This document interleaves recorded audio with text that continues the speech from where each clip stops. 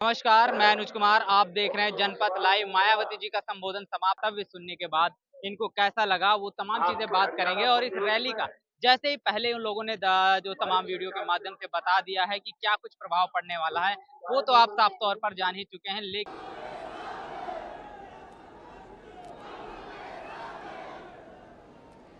भारतीय राष्ट्रीय लोकदल के राष्ट्रीय अध्यक्ष चौधरी ओम प्रकाश चौटाला जी व वरिष्ठ राष्ट्रीय महासचिव चौधरी अभय चौटाला जी के नेतृत्व में तथा बीएसपी हरियाणा प्रदेश यूनिट आदि के भी अथक प्रयासों से आज माननीय चौधरी देवीलाल जी के जन्मदिन के उपलक्ष्य में सम्मान दिवस के रूप में हो रही इस विशाल महारैली में इकट्ठा हुए भारतीय राष्ट्रीय लोकदल व बहुजन समाज पार्टी के बने संख्या में इकट्ठा हुए हैं, तो इसके लिए मैं आप सभी लोगों का हार्दिक दिल से आभार प्रकट करती हूँ। मैं माननीय चौधरी देवीलाल जी के जन्म दिवस पर इनको शत शत नमन व अपने हार्दिक श्रद्धा सुमन अर्पित करने के साथ ही इनके देश व जन सेवा को भी पूरे तहे दिल से आदर सम्मान करती हूँ। ऐसे भी इस समय यहाँ विधानसभा के लिए हो रहे आम चुनाव में यदि बीएसपी व इनेलो का बना ये गठबंधन अपनी सरकार बना लेता है तो फिर यही इनके लिए इस बार इनको सच्ची श्रद्धा भी होगी। इस उम्मीद के साथ ही यहाँ हो रहे विधानसभा चुनाव में अब मेरा ये कहना है कि अपने देश को आज़ाद हुए व भारतीय संविधान को भी लागू हुए यहाँ बरसों बीत चुके हैं और इस लंबी अवधि में केंद्र व आपके हरियाणा प्रदेश में भी विभिन्न विरोधी पार्टियों की सरकारें रही हैं। लेकिन दुख की बात यह है कि इस दौरान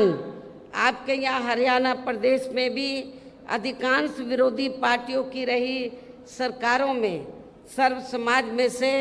दलितों, आदिवासियों, पिछड़े वर्गों, मुस्लिम व अन्य धार्मिक अल्पसंख्यकों के साथ साथ गरीबों, मजदूरों, किसानों, व्यापारियों एवं अन्य मेहनतकश लोगों का भी पूर्ण रूप से विकास व उत्थान आदि नहीं हो सका है। जिनकी सरकारों की गलत नीतियों एवं गलत कार्य प्रणाली आदि को अब इन्हें और ज़्यादा आजमाने की ज़रूरत नहीं है। और इस मामले में विशेषकर दलितों, आदिवासियों व अन्य पिछड़े वर्गों के लोगों को मैं ये बताना जरूरी समझती हूँ कि इन वर्गों को परम पूज्य बाबा साहब डॉक्टर भीमराव अंबेडकर के कड़े संघर्ष एवं अथक प्रयासों से भारतीय संविधान के तहत मिले कानूनी अधिकारों में से खासकर सरकारी नौकरियों में जो आरक्षण की सुविधा मिली है तो उसे भी यहाँ शुरू से ही कांग्रेस पार्टी और अब बाद में बीजेपी व इनके गठबंधन दल तथा अन्य पार्टियों की भी रही सरकारों की जातिवादी सोच व मानसिकता के चलते इन्हें अभी तक भी आरक्षण का पूरा लाभ नहीं मिल पा रहा है। इन वर्गों के लोगों को अभी तक भी इन्हें आरक्षण का पूरा लाभ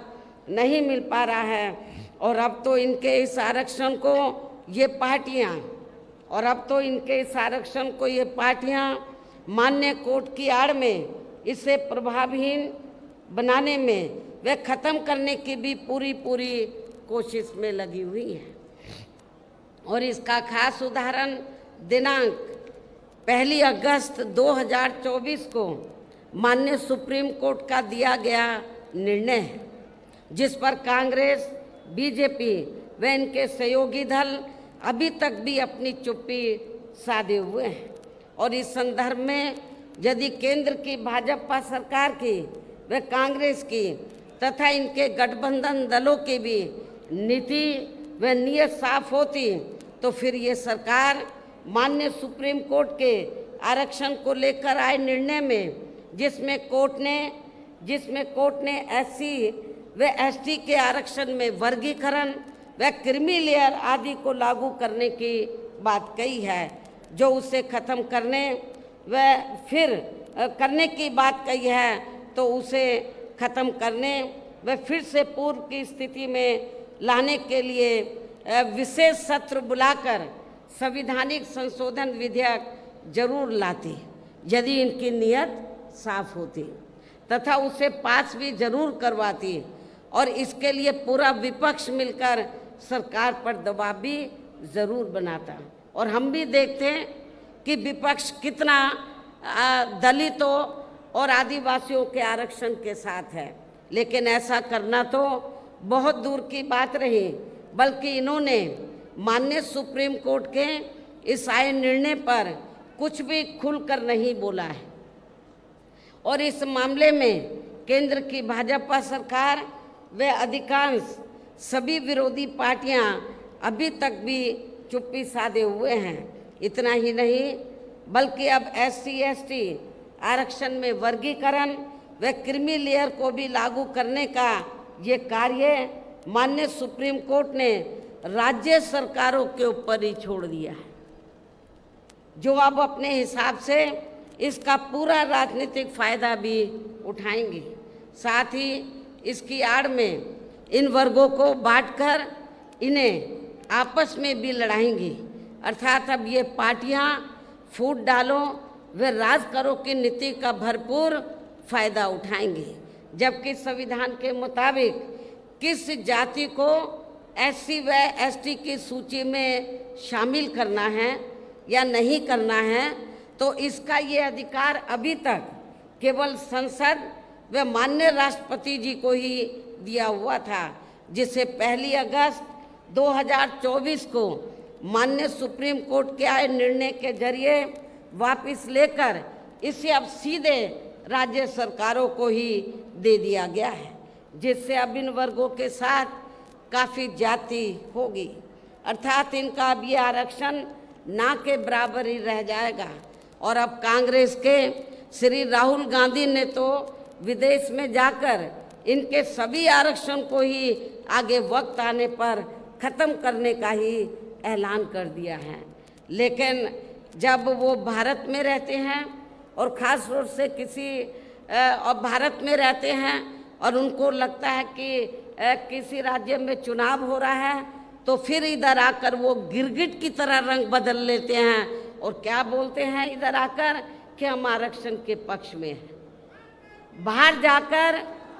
वो बोलते हैं हम आरक्षण को ख़त्म करना चाहते हैं इंडिया में एससी एसटी के, और इधर आकर बोलते हैं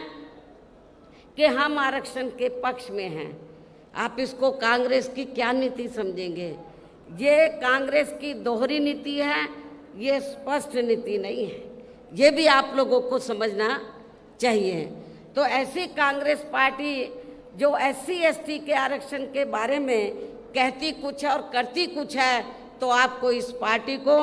जो इस बार हरियाणा में तो विधानसभा का आम चुनाव हो रहा है, इस चुनाव में खास तौर से दलितों को इनको सबक सिखाना बहुत ज़रूरी है। इसलिए इन वर्गों के लोगों को बाबा साहब डॉक्टर भीमराव अंबेडकर द्वारा जो इन्हें आरक्षण का ये संवैधानिक अधिकार मिला है, ये कोई कांग्रेस ने नहीं दिया है, ये परम पूज्य बाबा साहब डॉक्टर अंबेडकर ने एससी एसटी वर्गों के लोगों को जो आरक्षण की सुविधा दिया है, ये संवैधानिक अधिकार परम पूज्य बाबा साहब डॉक्टर अंबेडकर ने आप लोगों को दिया है। तो इसे बचाने के लिए अब इन सभी विरोधी पार्टियों को यहाँ आपके हरियाणा प्रदेश में हो रहे विधानसभा आम चुनाव में कतई भी अपना वोट नहीं देना है। यदि आप लोगों को इससे बचाना अपने आरक्षण को, तो आप लोगों को कांग्रेस बीजेपी एंड कंपनी के लोगों को कतई भी अपना वोट नहीं देना है, जो अभी तक भी माननीय सुप्रीम कोर्ट के इस आए निर्णय के संदर्भ में कुछ भी खुलकर बोलने के लिए तैयार नहीं है। ऐसी स्थिति में अब इन वर्गों को इस चुनाव में अपने बने इस गठबंधन की सरकार बनाकर इसे लागू होने से तब तक लटकाकर व रोक कर रखना है जब तक केंद्र की सरकार कोर्ट के इस निर्णय को संवैधानिक संशोधन के जरिए खत्म करके इसे पुरानी स्थिति में बहाल नहीं कर देती है। इसको आपको राज्यों में पास नहीं होने देने का, इसको लटका के रखना है सुप्रीम कोर्ट के जजमेंट को, निर्णय को। कब तक? जब तक केंद्र की सरकार कोर्ट के इस निर्णय को संवैधानिक संशोधन के जरिए खत्म करके इसे पुरानी स्थिति में बहाल नहीं कर देती है। और इसके लिए अब आप लोगों को इस चुनाव में या उन सभी विरोधी पार्टियों को सत्ता में आने से जरूर रोकना है जो माननीय सुप्रीम कोर्ट के आए इस निर्णय के पक्ष में है, समर्थन में है। और इनके स्थान पर अब आपको एक तरफा अपना वोट केवल बीएसपी व इनेलो के बने अपने इस गठबंधन को ही देना है, ताकि सत्ता में आकर या आपके स्टेट में, आपके हरियाणा प्रदेश में माननीय सुप्रीम कोर्ट के आए इस निर्णय पर कुछ हद तक अंकुश लगाया जा सके। जब तक पार्लियामेंट में ये संशोधन बिल पास नहीं होता है तो कम से कम ये गठबंधन की सरकार बनती है तो हम उसको लागू नहीं होने देंगे, इसको लटका कर रखेंगे। तो ये इसके लिए आप लोगों को अपने गठबंधन की सरकार बनाना बहुत ज़रूरी है। इतना ही नहीं बल्कि यहाँ विरोधी पार्टियों की ज़्यादातर रही जातिवादी मानसिकता के चलते देश में आज़ादी के बाद शुरू में केंद्र एवं अधिकांश राज्यों में भी काफ़ी लंबे समय तक सत्ता में आसीन रही कांग्रेस पार्टी ने व इनके सहयोगी दलों ने भी, और अब पिछले कुछ वर्षों से केंद्र एवं काफ़ी राज्यों में भी बीजेपी व अन्य जातिवादी पार्टियों की भी रही सरकारों ने इनका आरक्षण का कोटा अभी तक भी पूरा नहीं किया है, पूरा नहीं भरा है। आपके हरियाणा प्रदेश में भी काफ़ी सीटें खाली पड़ी हुई हैं, जबकि यूपी में जब मेरे नेतृत्व में 4 बार सरकार बनी, मैंने विशेष अभियान चलाकर जो सरकारी नौकरियों में रिजर्वेशन कोटा अधूरा पड़ा था या पूरा नहीं था, उसको मैंने विशेष अभियान चलाकर इसको पूरा कराया था। इसे फिर अंत में अधिकांश और ये क्यों नहीं भरते हैं कांग्रेस बीजेपी जो अन्य पार्टियां इनका आरक्षण का कोटा ये पूरा क्यों नहीं करती हैं? क्योंकि उनको मालूम है कि लोग भूल भाल जाएंगे और इससे फिर अंत में अधिकांश किसी न किसी रूप में फिर ये पार्टियां इनकी नौकरियों को सामान्य वर्गों को ही दे देती हैं। पदोन्नति में आरक्षण को तो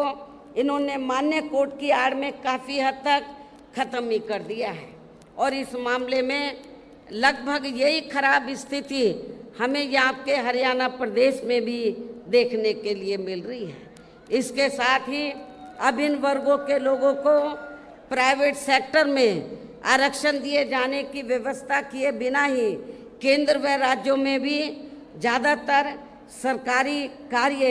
यहाँ प्राइवेट सेक्टर के जरिए ही देश के अधिकांश बड़े बड़े पूंजीपतियों व धन्ना सेठों को ही दिए जा रहे हैं, जिसके कारण आपके यहाँ हरियाणा प्रदेश सहित पूरे देश में अब इन वर्गों के लोगों को आरक्षण का बहुत कम ही लाभ मिल पा रहा है। और अब इससे पूरे देश में दलितों व आदिवासियों के साथ साथ अन्य पिछड़े वर्गों को भी काफ़ी ज़्यादा नुकसान हो रहा है, जबकि अन्य पिछड़े वर्गों के लोगों को भी ये मालूम होना चाहिए इन्हें मंडल कमीशन की रिपोर्ट के तहत आरक्षण की ये सुविधा केंद्र में कांग्रेस पार्टी की रही सरकार में नहीं बल्कि बीएसपी के कड़े संघर्ष एवं अथक प्रयासों से ही केंद्र में रही श्री बीपी सिंह की सरकार में ही मिली थी, जिसके लिए बीएसपी को काफ़ी संघर्ष करना पड़ा था, जिसका भी अब यहाँ जातिवादी विरोधी पार्टियों की चल रही सरकारें इन्हें पूरा लाभ नहीं दे पा रही हैं। इसके साथ ही श्री बीपी सिंह की सरकार में ही इन वर्गों के मसीहा परम पूज्य बाबा साहब डॉक्टर भीमराव अंबेडकर को भी यहाँ भारत रत्न की उपाधि से सम्मानित किया गया था, जिसके लिए वो हर प्रकार से पात्र भी थे, जो इनको बहुत पहले ही ये सम्मान मिल जाना चाहिए था, जिसके लिए विशेषकर कांग्रेस पार्टी प्रमुख तौर से जिम्मेवार व कसूरवार भी है। इससे इन वर्गों के प्रति इस पार्टी की हीन व जातिवादी मानसिकता साफ झलकती है, जिसने इनके कारवां को आगे बढ़ाने वाले वे हर मामले में समर्पित व्यक्तित्व मान्यवर श्री कांशीराम जी के देहांत होने पर केंद्र में रही इसी कांग्रेस पार्टी की सरकार के चलते हुए एक दिन का भी राष्ट्रीय शोक घोषित नहीं किया गया था। इन वर्गों के मामले में यहाँ मैं ये भी कहना चाहती हूँ, केंद्र द्वारा लोकसभा व विधानसभा चुनाव में महिलाओं को जो 33% आरक्षण देने की बात कही गई है, तो उसमें SC ST व OBC वर्गों की महिलाओं को अलग से कुछ भी आरक्षण नहीं दिया गया है। इसके साथ ही इन वर्गों के लोगों को जुल्म जाति से निजात दिलाने के लिए जो भी नियम व कानून आदि बने हैं, तो उन पर भी केंद्र व अधिकांश राज्यों की सरकारें सही से अमल नहीं कर पा रही हैं, जिससे अब यहाँ खासकर दलितों व आदिवासियों के ऊपर शोषण करने वाले लोगों का, अति पिछड़े वर्गों के लोगों के ऊपर भी शोषण करने वाले लोगों का मनोबल और भी ज़्यादा बढ़ रहा है। और ये सब हमें यहाँ आपके हरियाणा प्रदेश में भी काफ़ी कुछ देखने के लिए मिल रहा है। इसी प्रकार हमें पूरे देश में मुस्लिम व अन्य धार्मिक अल्पसंख्यक समाज के लोगों की भी हालत हर मामले में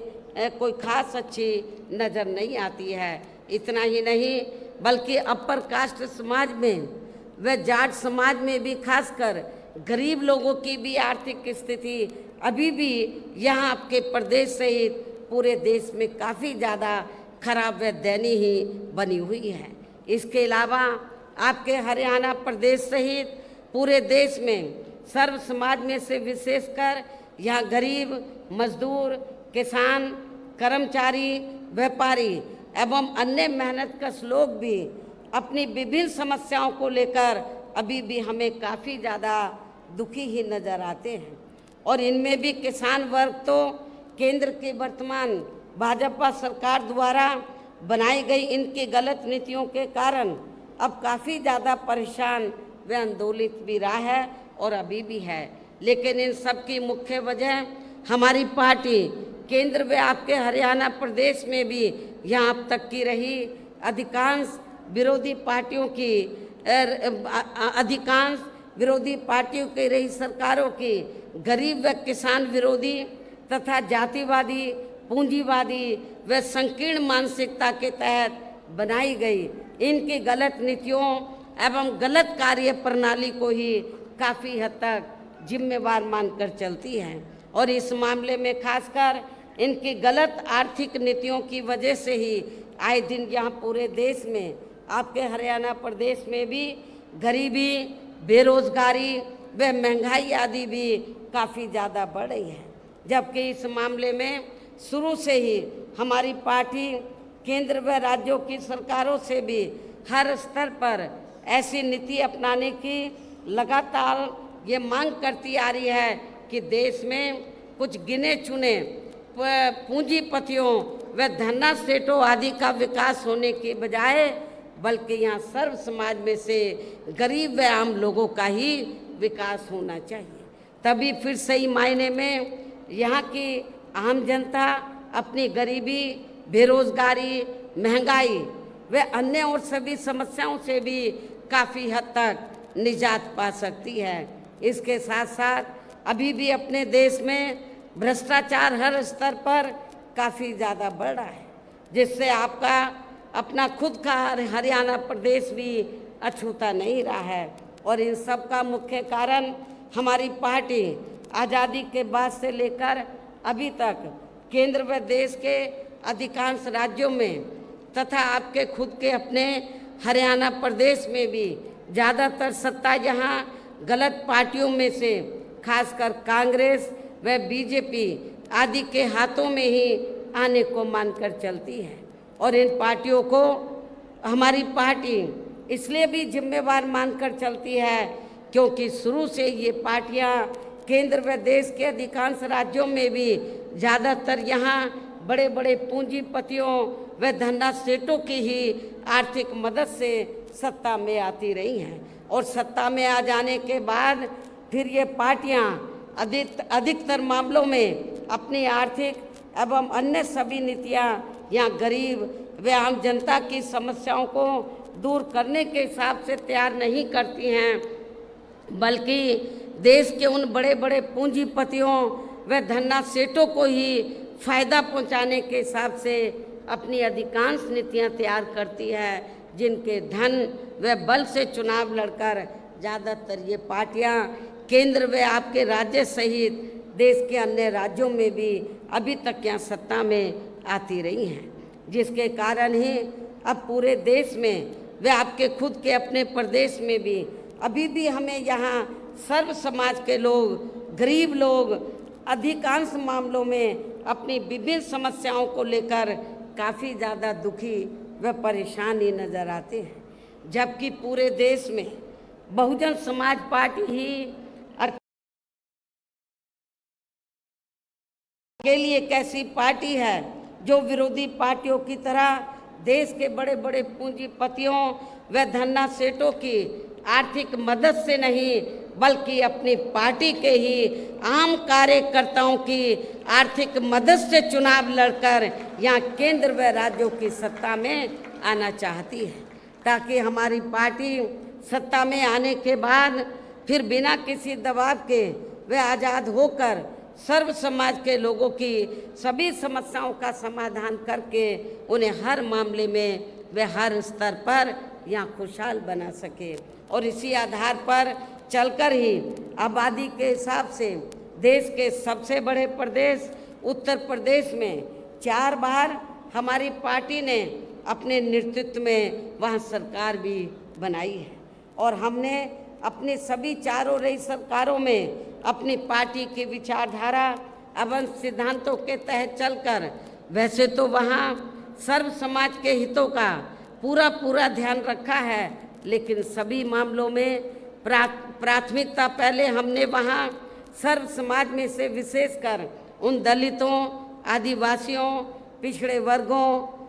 अक़लियत समाज के लोगों को तथा गरीब एवं असहाय लोगों को ही दी है, जिनकी वहाँ हर मामले में व हर स्तर पर सभी विरोधी पार्टियों की रही सरकारों में उनकी हीन, जातिवादी, संकीर्ण व पूंजीवादी सोच होने के कारण काफ़ी ज़्यादा उपेक्षा की गई है। इसके अलावा हमारी पार्टी की रही सरकार ने वहाँ विभिन्न क्षेत्रों में लगे लोगों के साथ साथ छात्रों, युवाओं, महिलाओं व बुजुर्गों आदि के हितों में भी अनेकों महत्वपूर्ण व ऐतिहासिक कार्य किए हैं, जिनसे उन्हें काफ़ी ज़्यादा लाभ पहुंचा है। और इतना ही नहीं, आपके हरियाणा प्रदेश में तो कांग्रेस केवल थोड़ी सी जगह देने की बात करती है, जो आवासहीन लोग हैं जिनके पास अपने ज़मीन नहीं है घर बनाने के लिए, वो थोड़ी सी कुछ गज देने की बात करती है कि ये ज़मीन हम यहाँ के गरीब लोगों को देंगे। लेकिन आपको जानकर खुशी होगी कि जब उत्तर प्रदेश में बीएसपी की सरकार थी तो हमारी पार्टी की सरकार ने केवल उनको खाली ज़मीन नहीं दी, बल्कि ज़मीन पर उनके 2-2 कमरों के पक्के मकान भी सरकार की ओर से फ्री बना कर दिए थे। और जहाँ पर इनको ये पक्के मकान बना कर दिए, उनकी बस्ती डेवलप की, शिक्षा, चिकित्सालय, अन्य और सभी सुविधाएं हमने वहाँ इन लोगों को उपलब्ध कराई थी। केवल खाली प्लॉट नहीं दिया था, हमने पक्के मकान बना कर दिए और जो रोज़मर्रा की ज़रूरतें हैं उनको भी हमने उनकी बस्तियों में पूरा किया। और इतना ही नहीं, आपको याद होगा जब मान्यवर श्री कांशीराम जी जीवित थे और हरियाणा प्रदेश में आते थे, आप लोग बड़े दुखी थे कि हमारे पास रोटी रोजी के साधन नहीं है। हमारे पास खेती करने के लिए ज़मीन नहीं है। तो उस समय आप लोग एक नारा लगाते थे कि जो ज़मीन सरकारी है वो ज़मीन हमारी है। आप लोग एक नारा लगाते थे, लेकिन वो नारा आपका पूरा नहीं हो पा रहा था हरियाणा में। और ये कब होगा? जब आपकी सरकार बनेगी। लेकिन जब उत्तर प्रदेश में 4 बार हमें सरकार बनाने का मौका मिला, तो उत्तर प्रदेश में हमने बड़ी संख्या में लाखों लोगों को, जो दलित वर्ग के लोग थे और जो गरीब लोग थे अन्य समाज में, उनको हमने किसी किसान भाई की 1 इंच भी जमीन छीनकर हमने भूमिहीन लोगों में नहीं बांटी थी, बल्कि सरकार के पास जो खेती करने के लिए सरकारी ज़मीन खाली पड़ी थी, उस सरकारी ज़मीन के 2-2, 3-3 एकड़ के पट्टे काटकर हमने भूमिहीन लोगों को, जो गरीब लोग हैं, भूमिहीन लोग, जो दलित वर्ग के लोग हैं, उनको खेती करने के लिए हमने फ्री दी। और इतना ही नहीं, आपको ये भी मालूम है कि जहाँ पर दलित बस्तियाँ होती हैं तो वहाँ जाते ही मालूम पड़ जाता है हर गांव में, गांव देहात में, कि यहाँ पर दलित वर्ग के लोग रहते हैं। क्योंकि जो भी पार्टियां सत्ता में आई, उन्होंने आपकी दलित बस्तियों को विकसित नहीं किया। लेकिन जब हमारी पार्टी की सरकार बनी, हमने डॉक्टर भीमराव अंबेडकर ग्राम विकास योजना के तहत, तो जहाँ पर दलित लोग रहते थे, हमने गांव चिन्हित किए अधिक तादाद में, उनको हमने इस योजना के तहत हर सुविधा से हमने उनको सुविधा मुहैया कराई, उनको सुविधा उपलब्ध कराई और उनको विकसित किया, डेवलप किया। ये भी आप लोगों को मालूम है। और उस गांव में जाते ही मालूम पड़ जाता था कि ये डॉक्टर अंबेडकर गांव है। और जब मेरी गवर्नमेंट के दौरान, जब हमारे समाज के लोग अपने बच्चियों का रिश्ता करते थे गांव में, तो देखते थे कि हमारी बेटी का रिश्ता डॉक्टर अंबेडकर गांव में ही होना चाहिए, ताकि हमारी बेटी को शौचालय के लिए कहीं बाहर ना जाना पड़े, जंगल में ना जाना पड़े। हमने शौचालय भी बनाए। अब उन्हें ये लोग अपना काउंट कर लेते हैं। यूपी में बीएसपी की सरकार में ही ये सब सुविधा उपलब्ध कराई गई। इसके और इतना ही नहीं, हमारे किसान भाई, मेरे ख्याल यूपी में हमारे किसान भाई चले जाएं, पश्चिमी यूपी तो बिल्कुल लगा हुआ हरियाणा प्रदेश से, तो यूपी में हमने किसानों को बहुत सुविधाएं दी। आज लोग याद करते हैं, गन्ने का रेट हमने कभी भी आज तक, ना हरियाणा में ना यूपी में किसी भी पार्टी की सरकार ने इतना रेट नहीं दिया गन्ने का, जितना हमने गन्ना किसानों को रेट दिया था। किसानों की भी हमने सभी समस्याओं का काफ़ी हद तक समाधान किया, तथा उनकी फसलों का भी उन्हें समय से उचित दाम दिया। और मैं अपने जाट भाइयों को बताना चाहती हूँ, जब उत्तर प्रदेश में पुलिस की भर्ती हुई, 2 लाख से ज़्यादा पुलिस की भर्ती हुई, तो पहले भर्तियों में रिश्वत चलती थी। तो लेकिन मेरी सरकार में मैंने बोला रिश्वत नहीं चलेगी, और बिना रिश्वत के आपके पश्चिमी यूपी में बड़ी तादाद में अन्य समाज के लोग तो भर्ती हुए, रिजर्वेशन के तहत SC ST OBC के लोग भी भर्ती हुए। लेकिन बड़ी तादाद में जो लोगों के दिल और दिमाग में धारणा थी कि बीएसपी जाटों के खिलाफ है, वो धारणा निकल गई। क्योंकि जब मेरी सरकार बनी और ये भर्ती हुई पुलिस की, तो बड़े पैमाने पर पश्चिमी यूपी से जाट समाज के नौजवान बच्चे पुलिस में भर्ती हुए। और आज आप गाँवों में चले जाओ, वो यही कहते हैं कि बहन जी ने बिना पैसे के हमारे बच्चों को नौकरी दे दी, पुलिस में भर्ती कर दिया। इसके साथ ही हमने उत्तर प्रदेश में सर्व समाज के लोगों के ऊपर किसी भी प्रकार की कोई जुल्म जाति आदि भी नहीं होने दी है। इतना ही नहीं, बल्कि हमारी पार्टी की रही सरकार ने वहाँ देश में दलित एवं अन्य पिछड़े वर्गों में समय समय पर जन्मे अपने महान संतों, गुरुओं व महापुरुषों में भी खासकर महात्मा ज्योतिराव फूले, छत्रपति शाहू जी महाराज, नारायणा गुरु, बाबा साहब डॉक्टर भीमराव अंबेडकर एवं मान्यवर श्री कांशीराम जी आदि को भी विभिन्न रूपों में पहली बार वहाँ पूरा पूरा आदर सम्मान दिया है, जिन्हें विरोधी पार्टियों के लोग अभी तक भी आसानी से पचा नहीं पा रहे हैं। इस प्रकार से उत्तर प्रदेश में हमारी पार्टी ने अपने सभी चारों रहे शासनकाल के दौरान वहाँ हर मामले में व हर स्तर पर सर्व समाज के लोगों को काफ़ी बेहतरीन सरकार दी है। और यदि आप लोग भी यहाँ अपने हरियाणा प्रदेश में गरीबों एवं किसानों तथा आम जनहित के व विशेषकर कमजोर एवं उपेक्षित वर्गों के हितों में ऐसे ही कार्य करना चाहते हैं, इसके साथ ही आपके प्रदेश की जनहित से जुड़ी जो भी यहाँ स्थानीय समस्याएं हैं तो उन्हें भी दूर करना चाहते हैं, तो फिर आप लोगों को भी उत्तर प्रदेश की तरह ही अपने हरियाणा प्रदेश में भी यहाँ अपने बने इस गठबंधन की सर्वजन हिताय व सर्वजन सुखाय की नीतियों पर ही आधारित सरकार बनानी होगी। और जिसके लिए अब आप लोगों को यहाँ अपने हरियाणा प्रदेश में विधानसभा के लिए हो रहे आम चुनाव में अपने गठबंधन का बेहतर रिजल्ट लाना होगा। इसके साथ साथ आप लोगों को वोट पड़ने तक यहाँ की सत्ताधारी पार्टी व अन्य सभी विरोधी पार्टियों के साम दाम दंड भेद आदि हथकंडों से भी जरूर सावधान रहना है। और इस मामले में खासकर आप लोगों को विरोधी पार्टियों के जारी किए गए उनके हवाई व प्रलोभन भरे चुनावी घोषणा पत्रों आदि के बहकावे में भी कतई नहीं आना है, जिन्हें ये पार्टियां सत्ता में आने के बाद अधिकांश अमल में नहीं लाती है, जिस पर से अब जनता का काफ़ी हद तक विश्वास भी उठ गया है। इसलिए हमारी पार्टी किसी भी चुनाव में अपना कोई भी चुनावी घोषणा पत्र